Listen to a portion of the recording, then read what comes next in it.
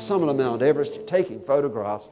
And back in 1990, you know, I'm kind of enjoying this, and suddenly a man's head appeared on the other side of the mountain from where I'd come up. And this guy claws his way up onto the summit, unclips his oxygen mask, reaches out his mittened hand and says, "Hello, I am Russian."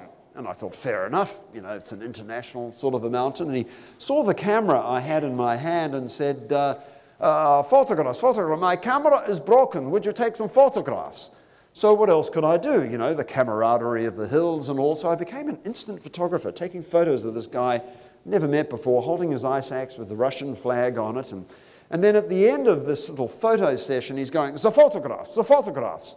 Well, I wasn't going to give him the film, the only film I had in my camera. This is back in 1990.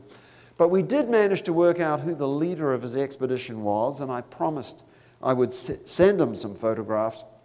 And so he backed off down the northern side, the Tibetan side of Mount Everest, and I'm standing up there alone again. And no sooner was he out of sight, but my two climbing partners back then, Rob and Gary, came up the southern ridge, and we're up there, and I couldn't wait to tell them. I said, "Rob, Gary, you're not going to believe this, but I have been up here chatting with the Russian."